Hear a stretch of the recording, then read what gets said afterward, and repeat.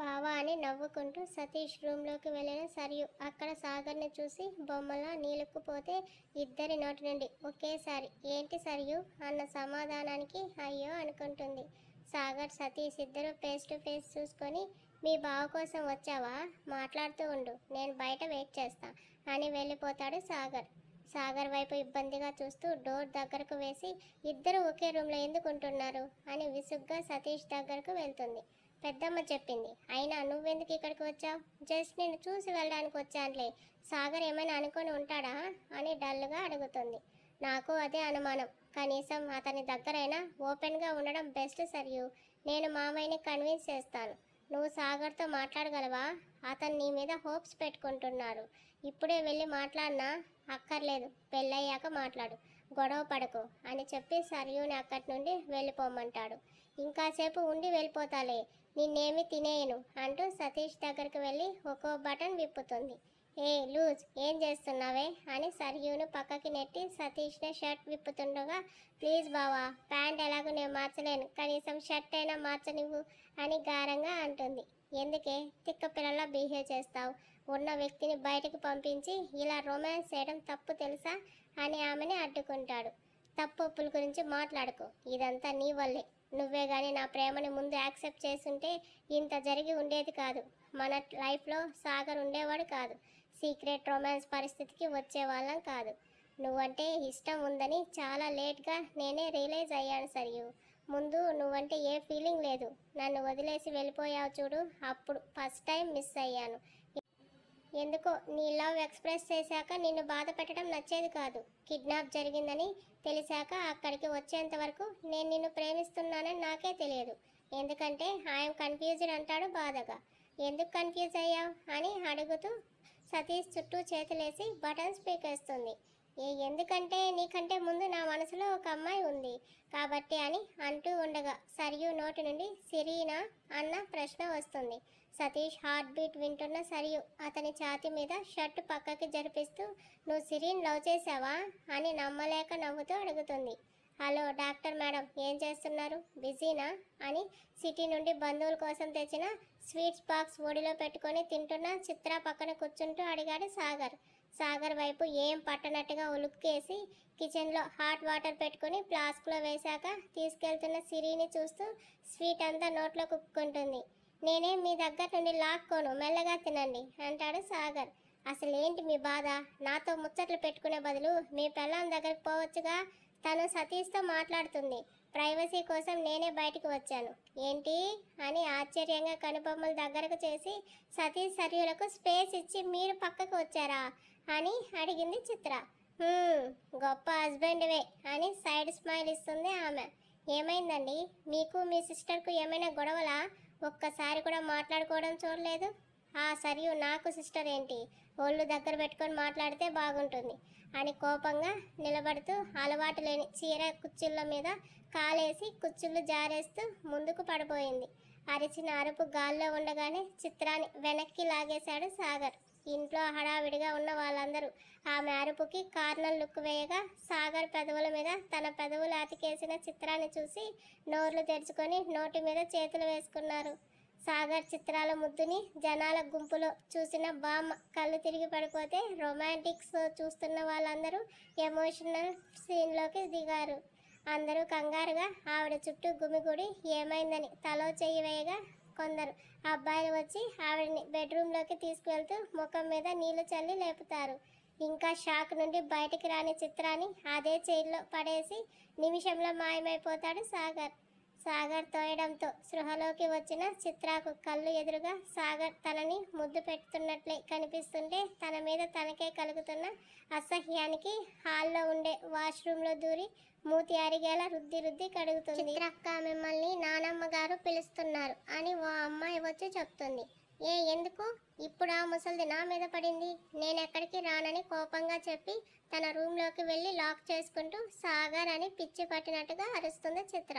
గుండెలు బాదుకుంటూనే చెల్లికి కాబోయే మొగుడిని ముద్దాడింది అని చిత్రాన్ని తిడుతూ ఏడుపులు మొదలెడుతుంది బామ్మ.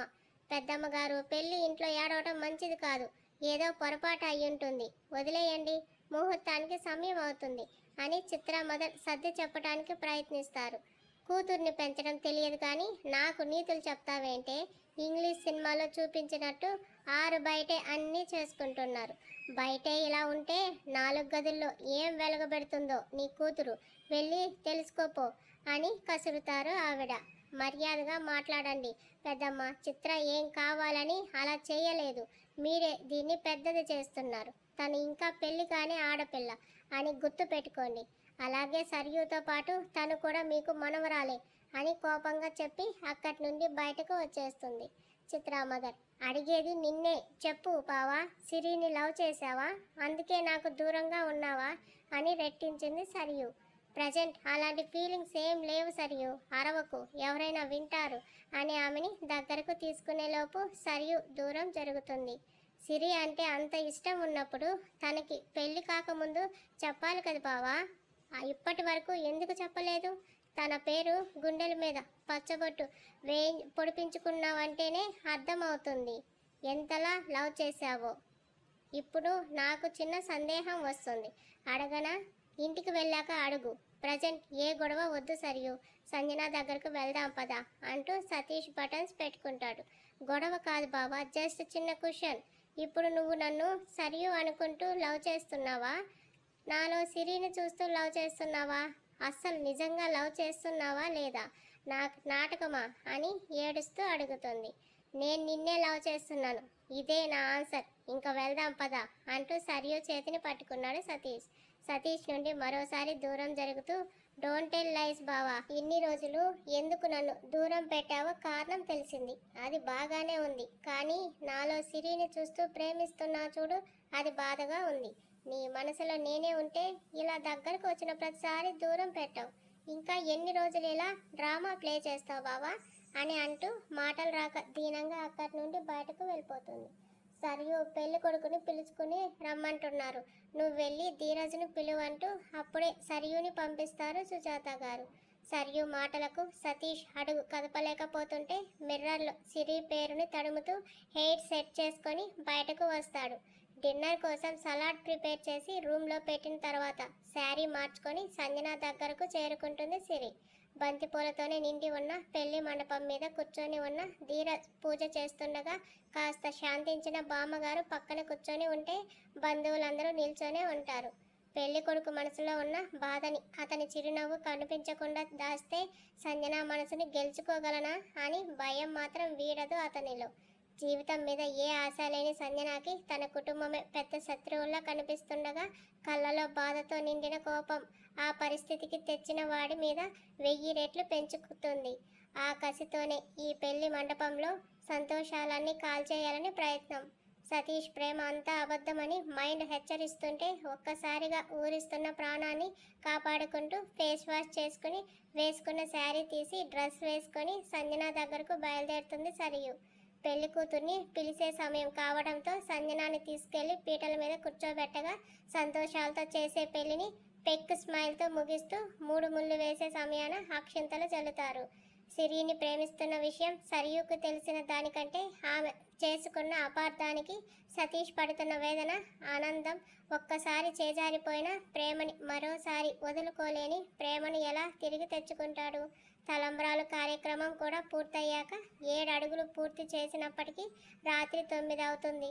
ధీరజ్ తల్లిదండ్రులు ఇద్దరు ఫారెన్లో ఉండబట్టి పెద్దగా ఆచారాలు ఫాలో అయ్యే ప్రాసెస్ లేకపోవడంతో ఆ తాతగారి ఇంట్లోనే కొత్త జంట కుడికాలు మోపిస్తారు. అన్నీ పూర్తయినప్పటికీ రాత్రి 11 అవగా ఎవరి రూమ్స్లో వాళ్ళు నడుము వాలుస్తారు. సాగర్ మాత్రం వాళ్ళ ఇంటికి వెళ్ళిపోతాడు. పెళ్లి జరిగిన తర్వాత డైవర్స్ ఇస్తానన్న మాటనే తలుచుకుంటున్న సిరికి నిద్ర కరువై ఇంటి వెనుకున్న వరండా దగ్గరికి వెళ్ళి కూర్చోగా ఆ వెనకే సిరి ఉందని తెలియకుండా వచ్చిన సరియు సిరిని చూసి కోపంగా వెనుతిరుగుతూ హాల్లో కూర్చుంటుంది. ఏయ్, మీ అక్క ఎక్కడుంది అని అడిగాడు మదన్. నీ వైఫ్ ఎక్కడుందో నన్ను అడుగుతావేంటి బావా? నేనేమైనా ఎత్తుకొని తిరుగుతున్నానా అంది కటువుగా. ఇద్దరికి ఏదైనా జరిగిందా అని ఆలోచిస్తూనే సిరిను వెతికి రూమ్లోకి పంపించు, ఐఎమ్ స్లీపీ మోడ్ అని వెళ్ళిపోతాడు మదన్. వీడికి నిద్ర వస్తే నేను దాన్ని రూమ్లోకి పంపించాలా? కొంచెం కూడా సిగ్గు లేకుండా మాట్లాడుతున్నాడు అని విసురుగా గొనుక్కుంటూ తన రూమ్లోకి వెళ్ళిపోయి బాల్కనీలో ఉన్న చిత్రాన్ని చూసి డోర్ క్లోజ్ చేస్తుంది సరియు. అప్పటికే గాలి వార్తలు ఆమె చెవిన పడి ఉండడంతో చిత్ర దగ్గరకు వెళ్ళి, నీకు శాడిస్ట్ బావ మీద నుండి సాగర్ మీదకి గాలి ఎప్పుడు మళ్ళింది అని వెటకారంగా అడిగింది సరియు. ఒళ్ళు దగ్గర పెట్టుకొని మాట్లాడు, లేకపోతే నాలుక కోసి కారం పెడతా. వాడి మీదకు గాలి మళ్ళడం ఏంటి? నా మనసులో బావు మాత్రమే ఉన్నాడు. ఆహా, ఏం పర్లేదులే, నాతో నిరభ్యంతరంగా నిజం చెప్పొచ్చు. నాకు కాబోయేవాడైనా నీకోసం నా అక్క చేయని త్యాగం నేను చేస్తాను. అయినా డాక్టర్ అయ్యుండి కోసి కారం పోస్తా అంటున్నావేంటే? నిన్ను చూస్తుంటే హాస్పిటల్ పేషెంట్ డెడ్ లిస్ట్ ఎంత పెద్దగా ఉంటుందో అర్థమవుతుంది. ఏయ్, అస్సలు నీకేం కావాలి? ఇప్పుడు నా దగ్గరకు వచ్చి పడ్డావు. చ, నీలాంటి వాళ్ళ దగ్గర నిలబడ్డమే చండాలమంటూ వెళ్ళిపోబోయి ఆగుతూ సరియు వైపు తిరిగి, నీకంటే సిరి చాలా బెటర్ అనిపిస్తుంది సరియు. అది మొగుని కనీసం కాపాడుకుంటుంది. నీకులా కాబోయే మొగుని ఇంకొకరికి దానం చేయాలని ఆలోచించడం లేదు అంటూ ఇయర్ ఫోన్స్ పెట్టుకొని బెడ్ ఎక్కుతుంది చిత్ర. చాలా బెస్ట్, అందుకే సతీష్ బావ తనని ప్రేమించాడు. ఎంతలా ప్రేమించి ఉంటే తన గుండెల మీద పచ్చబొట్టు వేసుకుని ఉంటాడు. ఎంత ప్రేమించి ఉంటే గుండెల్లో ఉన్న ఆమె కోసం ఎదురుగా వెంటపడి ప్రాణం ఇవ్వాలనుకున్న నా ప్రేమని చూడలేకపోయాడు. You are best Siri, you are the best. అస్సలు నీకు తెలుసా, బావ లవ్ చేస్తున్నట్టు తెలియదు కదా అని నవ్వుకుంటూ, తెలిసే ఛాన్స్ ఉండదు, ఉంటే నాతో షేర్ చేసుకునేదాన్ని అని కంట్లో నీళ్లు తుడుచుకుంటుంది. సరియుకు వార్నింగ్ ఇచ్చి వెళ్ళిపోయిన తర్వాత సిరి కోసం వెయిట్ చేస్తున్నాడు మదన్. ఆమె ఎంతకీ రాకపోయేసరికి అతని రూమ్కు ఎదురుగా ఉన్న సరియు రూమ్ దగ్గరికి వెళ్ళి డోర్ బాధేస్తాడు. చిత్ర ఇరిటేటింగ్గా పక్కకు తిరిగితే ఈ టైంలో ఎవరు అనుకుంటూ డోర్ ఓపెన్ చేసింది సరియు. మదన్ని అక్కడ చూసి, ఏం కావాలి బావా అని అడిగింది విసుగ్గా. చెప్పిన పని చేసావా? ఏం పని ఇచ్చాను నీకు? సిరిని వెతకమన్నావుగా, మర్చిపోయాను. ఎందుకు అలా కొట్టేసేలా చూస్తున్నావు అని లోపల పుడుతున్న చెమటలకి మదన్ చేతులు ద్వారానికి ఇరువైపులా బిగించి ఉండటంతో ఒక్క చేతిని తోసి బయటకు సిరి దగ్గరకు పరుగు తీస్తుంది. సిరి దగ్గరకు చేరుకొని అలసిపోతున్న ఆమె శ్వాసకు చిరి లేచి నిల్చుకుంటూ, ఏమైంది సరియు, ఎందుకు ఇంత ఫాస్ట్గా వచ్చావు అని అడిగింది. అక్కడ మీ ఆయన నువ్వు లేక నిద్రపోవట్లేదు, అందుకే నిన్ను పిలుస్తున్నాడు. తొందరగా వెళ్ళు, లేకపోతే నీకోసం ఏమో కానీ నన్ను వెతుక్కొని మరీ వచ్చి కొట్టేలా ఉన్నాడు అంది కోపంగా. సరియు మాటలకు నవ్వు పుడుతున్నా, నేను లేకుండా నిద్రపోని మీరు డివోర్స్ ఎందుకు అన్నారండి అని ఆలోచిస్తూ బొమ్మలా ఉండిపోతుంది. ఆ మహాతల్లి చెప్పేది నీకే వినపడుతుందా అని సరియు అరిచిన అరుపుకు తేరుకొని, ఓకే, నువ్వు వాటర్ తాగు, నేను వెళ్తాను అని బాటిల్ అందించింది Siri. Good night Sarayu. Good night అంటూ సిరిని అని పిలుస్తుంది సరియు. ఏంటి?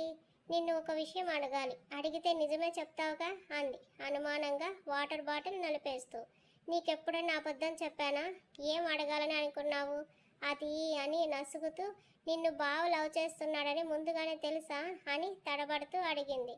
నువ్వు అడిగేది నాకు అర్థం కావట్లేదు సరియు, దేని గురించి మాట్లాడుతున్నావు? అదే, నిన్ను సతీష్ బావ లవ్ చేస్తున్న విషయం తెలుసా అని అడుగుతున్నాను. ఐ థింక్ నీకు తెలియదు కదా, బావ ఎప్పుడో చిన్నప్పుడు నిన్ను ఇష్టపడి ఉంటాడు. ప్రస్తుతం నీ మీద అటువంటి ఫీలింగ్స్ ఏమీ లేవుగా అంది. సరియు ప్రేమ విషయం తెలియని సిరి సతీష్ ప్రేమించినట్టు సరియుకు తెలిసిపోయిందేమో అని కంగారుగా ఆమె దగ్గరకు జరిగి, మెల్లగా మాట్లాడు, ఈ విషయం ఆయన విన్నారంటే నిన్ను నన్ను కలిపి చంపేస్తారు. అసలే ప్రస్తుతం మీ బావ మైండ్లో సతీష్ బావ మీద కోపం పక్కకు పోతుంది. మళ్ళీ ఈ మ్యాటర్ గుర్తుకు వస్తే గొడవ పెట్టుకుంటారు అంది సిరి. అంటే నీకు సతీష్ బావ ప్రేమిస్తున్నట్టు ముందే తెలుసా? తెలుసు సరియు అంది మెల్లగా. తెలిసి నాకెందుకు చెప్పలేదు సిరి? పెళ్ళి అయిపోయింది, ఇక దీనితో షేర్ చేసుకోవాల్సిన అవసరం ఏంటి అనుకున్నావా, లేక ఇంకేదైనా ఉందా? సరియు అలా ఎందుకు అనుకుంటావే? నాకు బావ ప్రేమించినట్టు ముందు తెలియదు, మేము యుఎస్ఏ నుండి వచ్చిన తర్వాత తెలిసింది. ఓ, అప్పుడే తెలిసిందా? మరి నీ ఆన్సర్ ఏంటో? సరియు, ఏం మాట్లాడుతున్నావే? ఆన్సర్ ఏంటి అంటే ఏంటి? ప్రస్తుతం బావ మైండ్లో అలాంటి ఉద్దేశం ఏమీ లేదు. నువ్వెందుకు ఓవర్గా ఆలోచిస్తున్నావు? పాయింట్స్ అడిగితే ప్రతి ఒక్కరికి ఓవర్గా ఆలోచించినట్టే ఉంటుంది. కనీసం నేను సతీష్ని ప్రేమించిన విషయం తెలుసా? లేదు అని చెప్పిన తర్వాత షాక్తో నోటి మీద చేతులు పెట్టుకొని, నువ్వు బావని లవ్ చేసావా అని కళ్ళు పెద్దవి చేసి అడిగింది సిరి. బావనే ప్రేమించాను, ఇప్పుడు కాదు, ఎన్నో ఏళ్ళుగా. కానీ డాడీ ఇష్టంతో ఈ పెళ్లికి ఒప్పుకున్నాను. మరి ఈ విషయం నాతో ఎందుకు ముందే చెప్పలేదు? చెప్తే ఏం చేసిండేదానివి? మా ఇద్దరిని కలిపేదానివా? నీకు ఎంతో ఇష్టమైన కెరియర్ బావతో పెళ్లి కోసం డాడీ వదులుకోమంటే వదులుకోవడానికి సిద్ధపడ్డావు. అలాంటిది నా పెళ్లిని నువ్వు ఆపేయగలవా అని కోపంగా నవ్వుతూ అంటుంది సరియు. నీకు ఇష్టం లేకపోతే డాడీ ఏం చెయ్యరు. సతీష్ బావుకి నువ్వంటే ఇష్టం ఉంటే డాడీకు చెప్పి ఒప్పిద్దాం పదా అని సిరి సరియు చేతిని పట్టుకునేసరికి వదులు అని కోపంగా అరచేతిని లాక్కుంటుంది సరియు. ఏమైందే? ఏం కాలేదులే. బావు మనసులో ఇంకా నువ్వుంటే నేను ఎలా పెళ్లి చేసుకోవాలి? అయినా నిన్ను లవ్ చేస్తున్నాడని తెలిసి ఎలా మీ ఇంట్లో బావని ఉండనిస్తున్నావు సిరి? మీ ఆయనకు ఇష్టం ఉండదని తెలిసి మీతో పాటే ఉంటున్నాడంటే ఇంకా నిన్ను ప్రేమిస్తున్నాడనేగా అర్థం.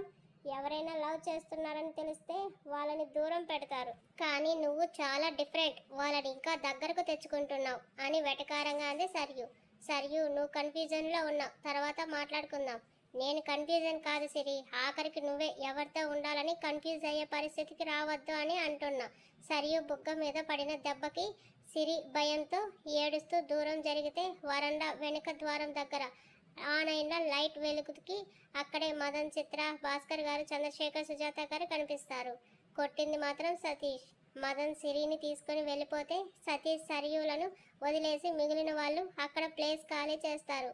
కింద పడిన సరియు పక్కనే సతీష్ కూడా కూర్చుంటాడు. ఆమె మాట్లాడిన అన్ని మాటల్లో ఎక్కడితో స్టార్ట్ చేయాలో అతనికి కూడా అర్థం కాదు. ఈ సమయంలో ఏంటి మామయ్య కాల్ చేస్తున్నారు అని అయోమయంగా కాల్ లిఫ్ట్ చేసి హలో అన్నాడు సాగర్. సాగర్ పెళ్లి దగ్గర కనిపించలేదు. Any problem? అది మామయ్య చిన్న ఇన్సిడెంట్ జరిగింది, అందుకే అక్కడ ఉండలేకపోయా. మీకు చెప్పకుండా వచ్చేసినందుకు సారీ అంటాడు మెల్లగా. It's okay. మా మర్యాదల్లో ఏమైనా మిస్టేక్ ఉందేమో అనిపిస్తుంది. ఈవెన్ నేనే నీకు క్షమాపణ అడగాలి. ప్లీజ్ అలా మాట్లాడకండి మామయ్య అని బాధగా జరిగిందంతా చెప్తాడు సాగర్.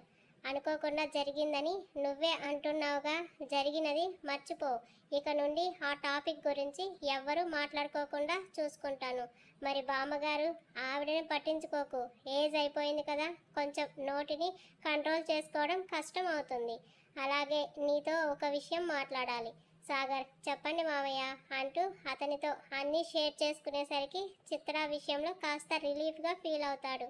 కానీ అతని చేతులు ఆమె పెదవులు తగిలిన అదరాల మీదకే వెళ్ళిపోతాయి అనుకోడు. సాగర్, నీకు సరియు మీద ఒపీనియన్ ఏంటి? మ్యారేజ్ ఇష్టమేనా? నాకు ఇష్టమే. ఏమైంది అంకుల్? ఏమైనా ప్రాబ్లమా? సరియుకు ఇష్టం లేదంటుంది సాగర్. ఇది నీకు షాకింగ్ న్యూస్ కావచ్చు, కానీ ఇష్టం లేకుండా పెళ్లి చేసి నీ లైఫ్ స్పాయిల్ చేయడం నాకు ఇష్టం లేదు. పెళ్లి తర్వాత తను మారుతుందో లేదో కూడా తెలియదు. తన మనసులో ఇంకొకరు ఉన్నారని తెలిసి తనని మార్చుకోగలనని నమ్మకంతో నీకు సరియుని పెళ్లి చేసుకోవాలని ఉంటే ఈ మంత్లోనే ముహూర్తాలు సెట్ చేస్తా. ఆలోచించుకొని చెప్పు అంటాడు భాస్కర్ గారు. ఒక్కసారిగా చెప్పిన న్యూస్కు నిజంగానే సాగర్ నివ్వెరపోతాడు.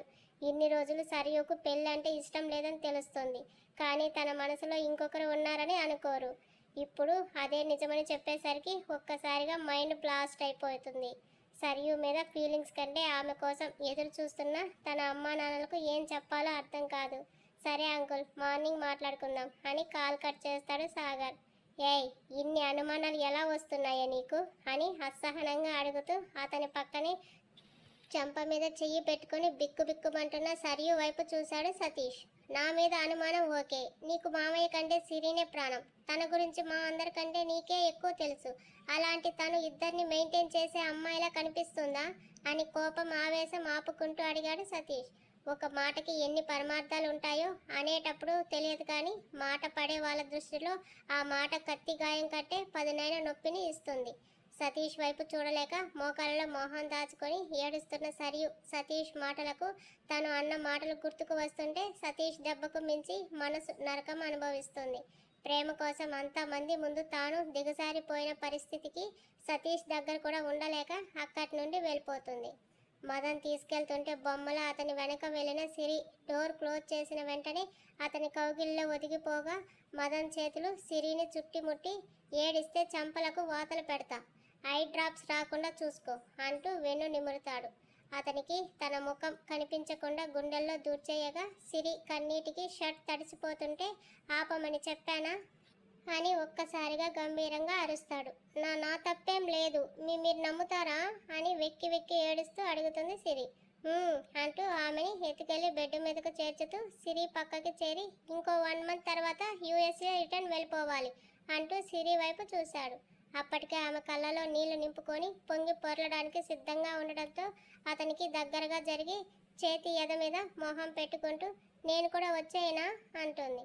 ఇంతకు ముందు డివోర్స్ విషయంలో నేనేమి జోక్ చేయలేదు సిరి. లైఫ్లో నువ్వు నాతో హ్యాపీగా ఉండలేవని ప్రాక్టికల్గా నాకు అర్థం అయ్యింది.